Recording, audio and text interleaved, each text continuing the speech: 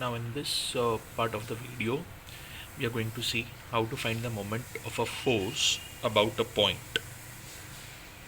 For example, we have a force passing through point AB. It is in space. So the force magnitude is known to us. The positions are known to us, like coordinates of A and B. So we can find out the force vector. Now once we have got the force vector that is acting along this line, so what we need to do is we need to find out the moment of this force about point C. Now the coordinates of point C are given to us as x3, y3 and z3.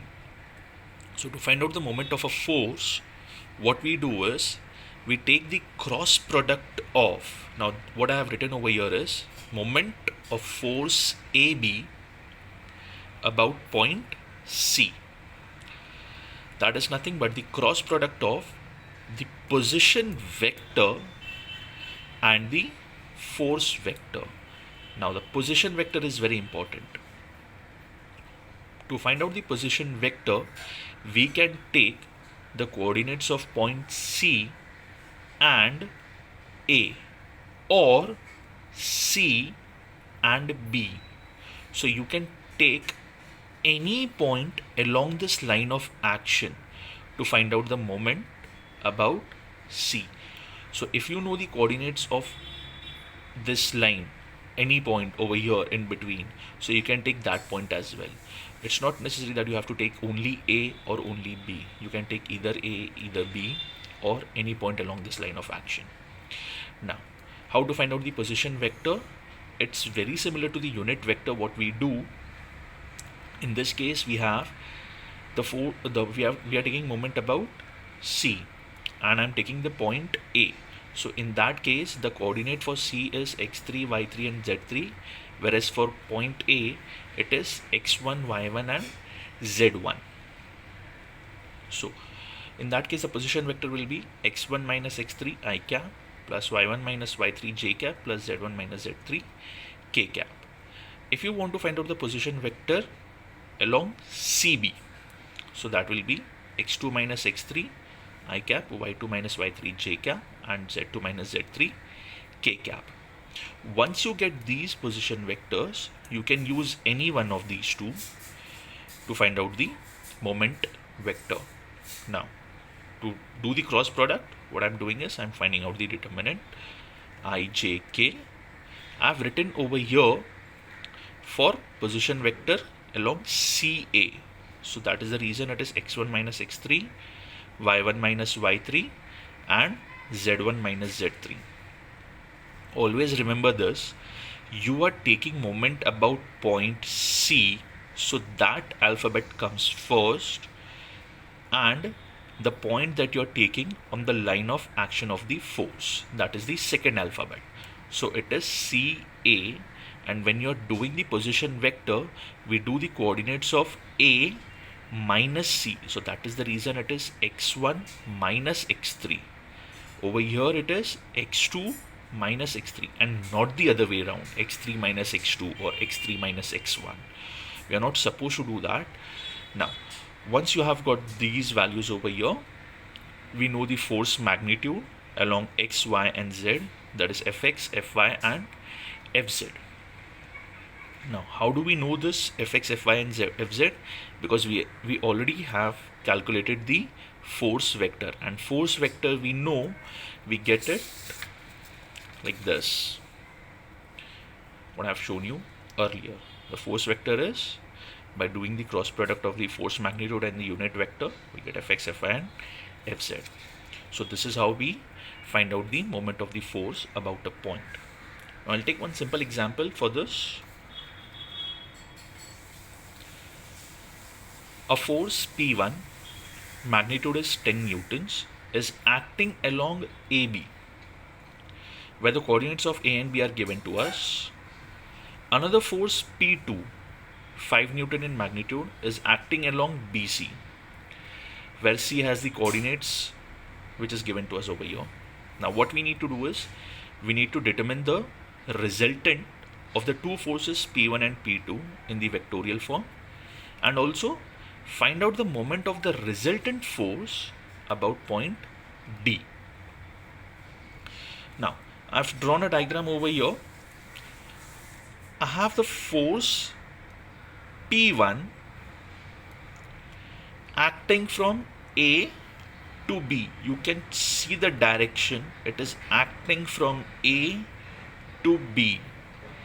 Whereas P2 is acting from B to C.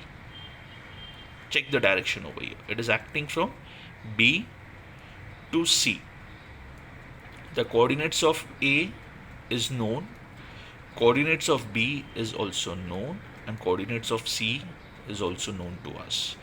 Now what I need to do is I need to find out the force vector P1, force vector P2.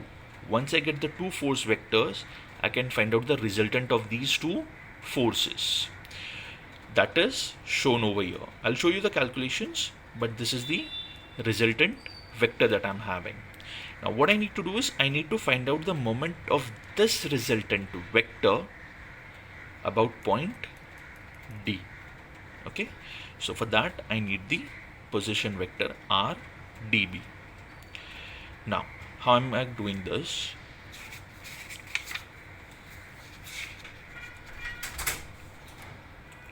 Now force vector P1 is given to us as force magnitude dot product along AB. So force magnitude P1 is 10 and dot unit vector along AB is given to us as, now see I have written it is passing from A to B. So it starts from A, goes to B. So I'll be taking the coordinates like B minus A. So coordinates of B minus coordinate of A. So I'll just show you the coordinates of B and A. Coordinates of B are 8, 5 and 3, whereas for A it is 3, 2 and minus 1. So I cap will be 8 minus 3, then J will be 5 minus 2 and K will be 3 minus of minus 1. So I have written it over here, 8 minus 3 I plus 5 minus 2 J plus 3 minus of minus 1. So that becomes plus K. Under root of 5 square, 8 minus 3 is 5, 5 minus 2 is 3 square and 3 plus 1 is 4 square. So you get these values. If I solve this, I get the force vector P1 as 7.07 I cap plus 4.24 J cap plus 5.65 K cap. Similarly, I can find the force vector P2.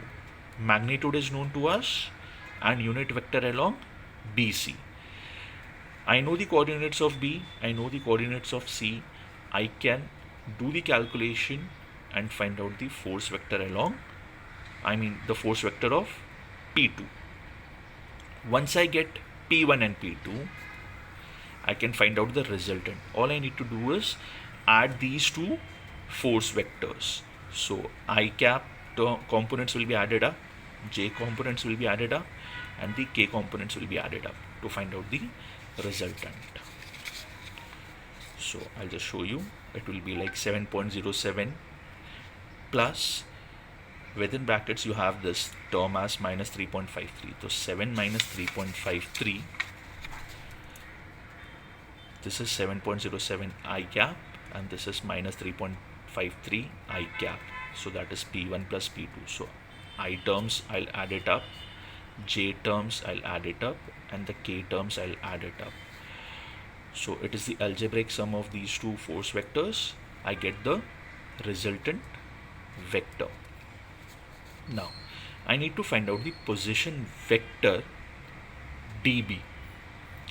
Now D is the point through which I am taking the moment and B is the point through which the resultant is passing. So the coordinates will be B minus D. So make a note of the coordinates of B, that is 8, 5 and 3, whereas the coordinates of D are 1, 1 and 1. So the position vector that I get is 7i plus 4j plus 2k.